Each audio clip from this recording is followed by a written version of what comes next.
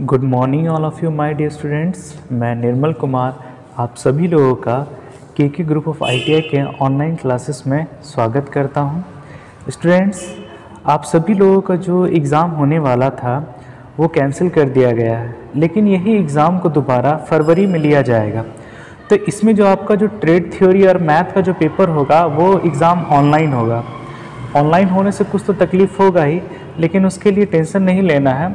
DGT NCVT के द्वारा important objective question जारी किए गए हैं। उन्हीं ऑब्जेक्टिव क्वेश्चन के बारे में मैं आप सभी से डिस्कस करूंगा। हर क्लास में मैं आप सभी लोगों को 20-20 क्वेश्चन बताऊंगा। आप सभी उससे ध्यान से सुनिएगा और कोशिश कीजिएगा उन सभी क्वेश्चन को याद कर लेने के लिए, क्योंकि एग्ज़ाम में क्वेश्चन उसी के द्वारा पूछे जाएंगे, उसी में से। तो आज का जो हमारा क्लास है इसमें मैं आप सभी को सिर्फ ऑब्जेक्टिव क्वेश्चन बताऊंगा, 20 क्वेश्चन बताऊंगा, ज़्यादा नहीं, ताकि आप पर लोड ना बढ़े। और आप ध्यान से इस वीडियो को पूरा देखिएगा। नहीं समझ में आएगा तो 2 बार देखिएगा, आपको क्वेश्चन याद हो जाएगा।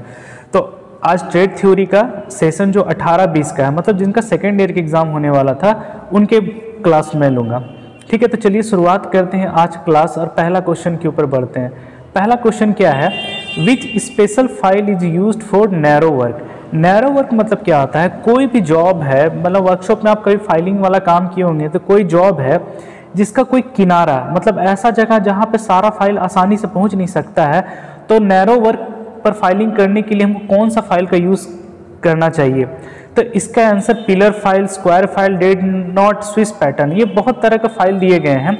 स्क्वायर फाइल की चौड़ाई अधिक होती है, ड्रेड नॉट फाइल कुछ डिफरेंट टाइप का होता है, स्विस पैटर्न फाइल का यूज़ हम लोग छोटे जॉब पर फाइलिंग करने के लिए करते हैं। तो इसका जो आंसर होगा पिलर फाइल। पिलर फाइल का डिज़ाइन ऐसा होता है कि वो आसानी से किसी भी कोना में जा कर के पहुँच कर वो फाइलिंग कर सकता है। तो ये आप लोग को जो इमेज में दिख रहा है ये है आपका पिलर फाइल। ठीक है, चलिए अब अगले क्वेश्चन के ऊपर बढ़ते हैं। अगला क्वेश्चन हमारा क्या है? Why slots are provided in the slotted castle nut. अब ये कैसल नट क्या है? नट के बहुत सारे टाइप होते हैं, तो उसमें आपका एक कैसल नट है। कैसल नट में क्या होता है? स्लॉट मतलब खांचा दिया जाता है। तो वो क्यों दिया जाता है? तो इसका ऑप्शन दिया गया है to fix split pin, for good appearance, reduce weight for nut, for easy remove and fitment. तो इसका जो आंसर होगा टू फिक्स स्प्लिट पिन्स। अब स्प्लिट पिन क्या होता है, कैसल नट क्या है? चलिए आपको एक इमेज के माध्यम से मैं समझाता हूँ। अभी आप लोगों के सामने की इमेज दिख रहा है, तो ये आपका एक प्रकार का बोल्ट है। बोल्ट में जो ऊपर जो लगा है ये आपका क्या होता है? इसी को हम लोग बोलते हैं कैसल नट। कैसल नट में क्या होता है? खांचा बना हुआ रहता है। इससे क्या होता है? इसमें हम पिन डाल करके इसको आसानी से घुमा देंगे तो पिन क्या हो जाएगा? फंस जाएगा। तो इसका आंसर क्या हो जाएगा? To fix split pins. ठीक है, अगले क्वेश्चन के ऊपर बढ़ते हैं। अगला क्वेश्चन क्या है? What is the name of the limit gauge. आप सभी ने गेज चैप्टर पढ़ा होगा, तो गेज में बहुत सारे मैंने गेज के बारे में बताया था, तो उसी में से ये हमारा एक गेज है। इस गेज का नाम क्या है? ठीक है, इस गेज का जो नाम है इसको हम लोग बोलते हैं progressive plug gauge. Ring gauge तो नहीं, क्योंकि इसके अंदर होल नहीं है। ये टेपर नहीं है, तो इसका टेपर प्लग गेज भी नहीं होगा। प्रोग्रेसिव प्लग गेज में क्या होता है कि ये गेज का यूज हम लोग किसी भी जॉब का होल साइज को चेक करने के लिए करते हैं। प्रोग्रेसिव इसलिए बोला जाता है क्योंकि इसका एक ही सिरा पे गो और नो गो दोनों होता है, जिस वजह से इसे प्रोग्रेसिव प्लग गेज बोला जाता है। ठीक है, अगला question, what is the name of gauge. मतलब आप लोगों को इमेज में जो गेज दिख रहा है, ये गेज, इसका नाम क्या है? वो आपका प्लग गेज था, ये आपका क्या है? रिंग गेज, क्योंकि ये रिंग के आकार का है, इसके बीच में सिलेंड्रिकल होल है। इसका यूज हम लोग किसी भी जॉब, बेलनाकार जॉब है, उसका आउटर डायमीटर को चेक करने के लिए करते हैं। तो इसका आंसर हो जाएगा आपका रिंग गेज।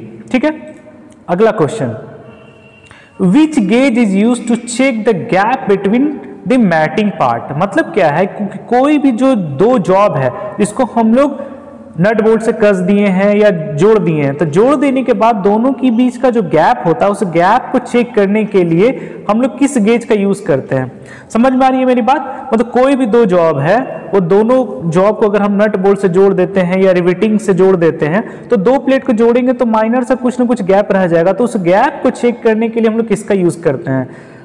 गेज चैप्टर पढ़े होंगे तो उसमें मैंने सारा चीज के बारे में डिस्कस किया है। इसका आंसर क्या हो जाएगा? Filler gauge. फिलर गेज दिखता कैसा है? फिलर गेज कुछ इस तरीके का दिखता है। फिलर गेज में क्या होता है? बहुत अलग अलग साइज की पत्तियां होती है, हर पत्ती को हम गैप के बीच में डाल के देखेंगे, जो पत्ती इस गैप में बैठ जाएगा मतलब वही हमारा उस गैप का साइज हो जाएगा। ठीक है, तो इसका क्या आंसर हो जाएगा? Feeler gauge.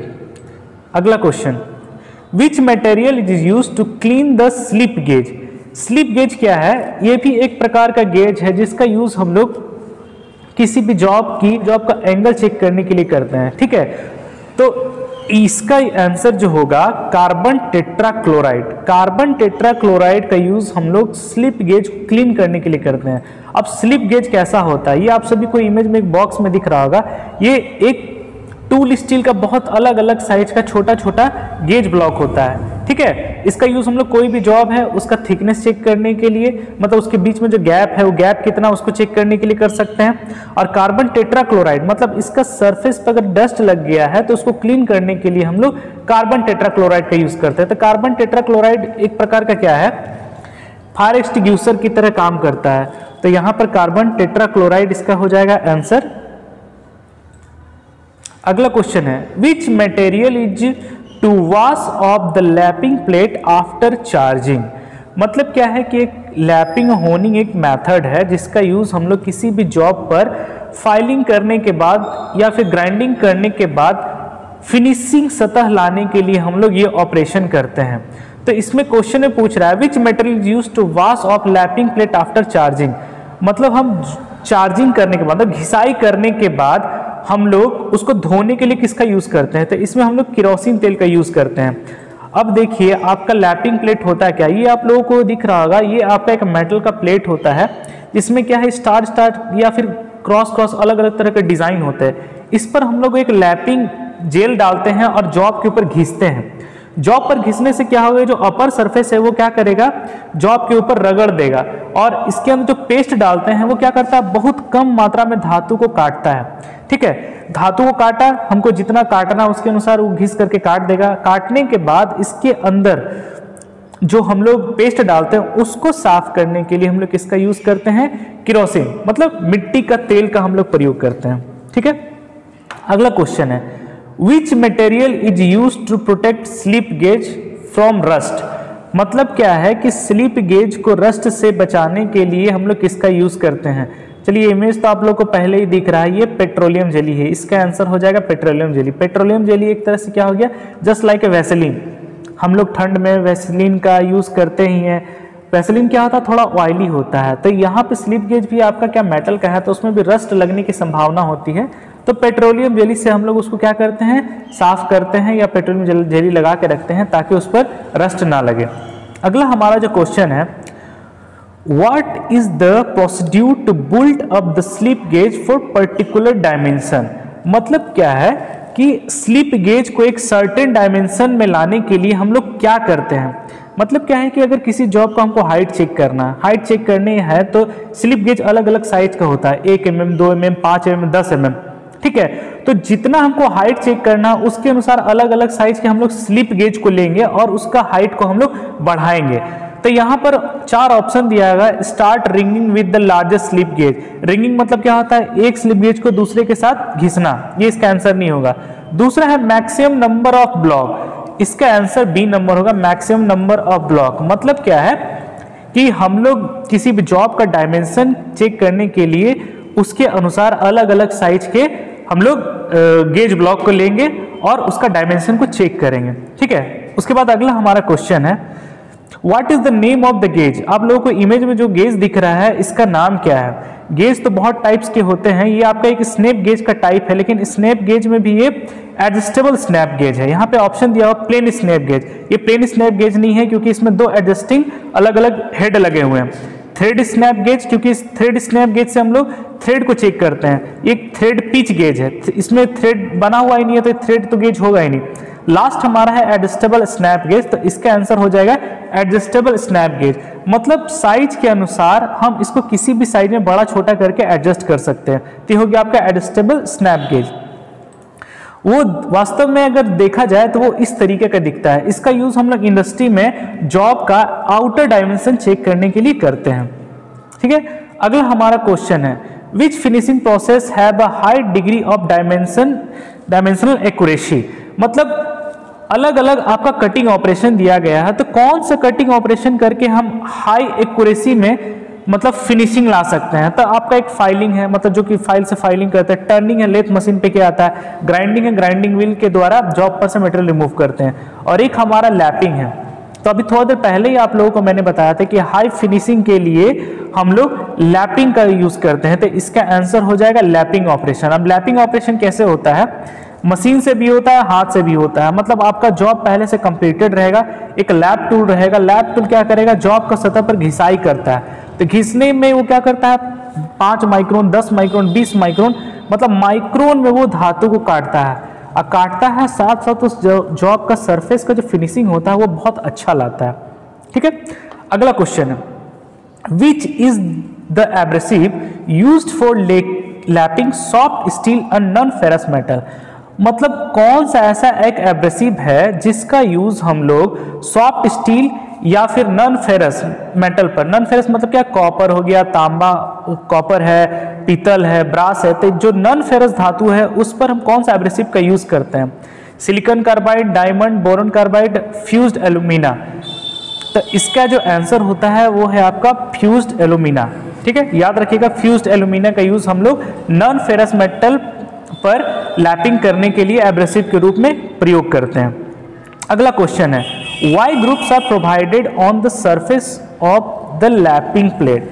मतलब कि जो लैपिंग प्लेट होता है, कुछ देर पहले एक क्वेश्चन मैंने आप लोग दिखाया था, लैप टूल दिखाया था, तो उस पर जो होता है ग्रुप्स क्यों दिए जाते हैं, ग्रुप्स देने का रीजन क्या है, टू अलाउ एक्सपेंस, विस्तार अनुमति देने के लिए, to provide clearance, to retain abrasive, to permit minor adjustment. इसका जो आंसर होगा टू रिटेन द एब्रेसिव, अब घर्षक को बनाए रखने के लिए। मतलब क्या है कि जैसे कि मान लीजिए आपका ये लैपिंग प्लेट है, अगर इस पर ग्रुप्स नहीं बना हुआ रहेगा तो इसके ऊपर हम लोग अगर कोई पेस्ट को डाल करके जॉब को घिसाई करेंगे, अगर ये पूरा चिकना होगा तो घिसेंगे तो सारा जो लैपिंग का जो पेस्ट है वो क्या होगा, बाहर की तरफ गिर जाएगा।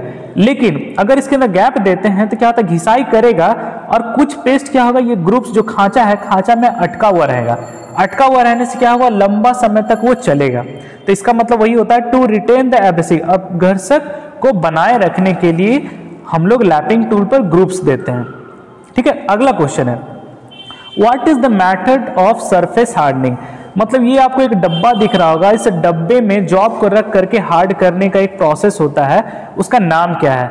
यहाँ nitriding, pack carburizing, flame hardening, induction hardening, ये चारों ऑप्शन में इसका जो आंसर होगा वो होगा आपका पैक कार्बोराइजिंग। पैक मतलब क्या है कि जॉब इसके डब्बे के अंदर डाल करके हम लोग चारों तरफ से उसको पैक कर देते हैं।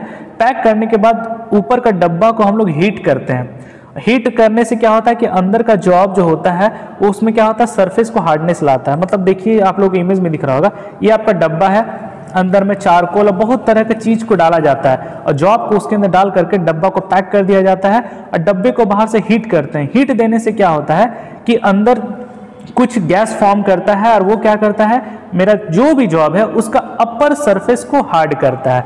तो इसका आंसर हो जाएगा पैक कार्बोराइजिंग। अगला क्वेश्चन क्या है, ये जो आप लोगों को इमेज में दिख रहा है सरफेस हार्डनिंग करने का, ये कौन सा विधि है। ठीक है, तो इसमें आपका एक ये बीच वाला जॉब है, ये जो बीच वाला है जॉब है और गोल गोल आकार का जो आप लोग दिख रहा है, इसमें से आग निकल रहा है और आग निकल के क्या कर रहा है, जॉब को ये क्या कर रहा है, गर्म कर रहा है। तो जॉब का अपर सरफेस को गर्म करके फिर तुरंत हम लोग जब ठंडा करते हैं तो वो सरफेस हार्डनिंग का विधि में आता है। तो इस विधि का नाम आपका होता है फ्लेम हार्डनिंग। फ्लेम मतलब क्या होता है, आग। मतलब ये जो आपका रिंग है इसमें से आग निकलता है और गर्म करता है और तुरंत पानी डाल के इसे ठंडा किया जाता है, इसी वजह से हम लोग फ्लेम हार्डनिंग बोलते हैं। अगला क्वेश्चन है, what is the name of the heat treatment process for reheating the hardness steel to a temperature below 400 degree Celsius followed by cooling. मतलब क्या है, एक ऐसा प्रोसेस का नाम बताना है। मतलब हीट ट्रीटमेंट में बहुत सारी विधि अपनाई जाती है, तो वो कौन सी विधि है जिसमें हम लोग जॉब को रीहीट करते हैं, मतलब एक बार हीट करने के बाद दोबारा हीट करते हैं 400 डिग्री सेल्सियस तक में। तो वो आपका जो इसका आंसर है ये है आपका टेम्परिंग। टेम्परिंग एक ऐसा ऑपरेशन है जो हार्डनिंग ऑपरेशन करने के बाद हम लोग टेम्परिंग करते हैं। टेम्परिंग करने से क्या होगा कि हार्डनिंग करने के बाद जॉब के अंदर भंगुरता का गुण मतलब ब्रिटलनेस का गुण आ जाता है, तो उस गुण को कम करने के लिए और टफनेस को बढ़ाने के लिए हम लोग टेम्परिंग करते हैं। तो इसका आंसर क्या हो जाएगा आपका? टेम्परिंग। अगला क्वेश्चन, स्टील में टेम्परिंग प्रक्रिया क्यों जाती है? Why the tempering process carried out in steel? Tempering करने से क्या होता है? तो अभी आप सभी लोगों को मैंने बताया, तो यहाँ पे जैसे ऑप्शन में to add cutting ability, to relieve strain and stress, to refine the grain structure, to regulate the hardness and toughness. तो इसका आंसर क्या हो जाएगा आपका? To regulate the hardness and toughness. मतलब जो भी जॉब है उस जॉब में हम लोग टफनेस को बढ़ाने के लिए हार्डनिंग करने के बाद हम लोग टेम्परिंग ऑपरेशन करते हैं। अगला क्वेश्चन है, what is the purpose of annealing in steel? मतलब स्टील पर हम लोग एनलिंग ऑपरेशन क्यों करते हैं? तो स्टील पर एनलिंग ऑपरेशन हम लोग करते हैं किसी भी जॉब का इंटरनल स्ट्रेस को दूर करने के लिए। इंटरनल स्ट्रेस दूर करने से क्या होगा कि जॉब पर हम लोग जो कटिंग ऑपरेशन करेंगे वो आसानी से कटिंग हो जाएगा, मतलब जॉब में सॉफ्टनेस का प्रॉपर्टी आ जाएगा। ठीक है, अगला क्वेश्चन है, अगला क्वेश्चन क्या है? What is the name of the key? मतलब आप लोगों को इमेज में ये जो की दिख रहा है, इस की का नाम क्या है? तो इस की को हम लोग फेदर की बोलते हैं। ये की आप लोग एक चैप्टर पढ़िएगा, स्क्रू, थ्रेड एंड फास्टनर है। फास्टनर में आपको बहुत टाइप के अलग अलग की के बारे में बताया गया है, सन की, फ्लैट सैडल की, हॉलो सैडल की, सारा की डिजाइन अलग अलग होता है, लेकिन ये जो की है इसको हम लोग बोलते हैं फेदर की। फेदर की देखिए इस तरह का, अगर आप देखा जाती है तो कोई इमेज में दिख रहा होगा, क्लियर नहीं समझ में आ रहा होगा, ये आपका फेदर की है। ठीक है, अगला क्वेश्चन के ऊपर बढ़ते हैं। अगला क्वेश्चन क्या है? What is the purpose of की? मतलब की का यूज किस लिए किया जाता है? तो की का यूज हम लोग करते हैं ट्रांसमिट टॉर्क, टॉर्क को संचारित करने के लिए। की होता क्या है? की मतलब जैसे कि मान लीजिए जनरेटर, आप लोगों ने देखा होगा कि जनरेटर को जब हम लोग घुमा के स्टार्ट करते हैं तो उसका एक हैंडल होता है, और जनरेटर में जिस एक रॉड निकला हुआ रहता है, रॉड में देखिएगा एक खांचा काटा हुआ रहता है, और जो हैंडल होता है उसमें एक चाबी बनाता है, उसी चाबी को हम लोग उसमें फंसा करके घुमाते हैं। तो घुमाते हैं तो क्या होता है कि वो की उसमें अटकता नहीं है, थोड़ा देर के लिए वो अटकेगा, फिर जैसे घुमाएंगे वो आसानी से की को निकाल देते हैं। तो क्या करता है? टॉर्क को ट्रांसमिट करता है। ठीक है, तो चलिए आज के क्लास में इतना ही। उम्मीद करता हूं जितनी क्वेश्चन मैंने आप सभी लोगों को बताई है आप सभी लोगों को समझ में आया हो। अगले क्लास से मैं इसी तरह से 20-20 क्वेश्चन का ऑब्जेक्टिव क्वेश्चन आप सभी को बताऊंगा, जो आने वाले एग्जाम में आप लोगों का बहुत हेल्प करेगा। धन्यवाद।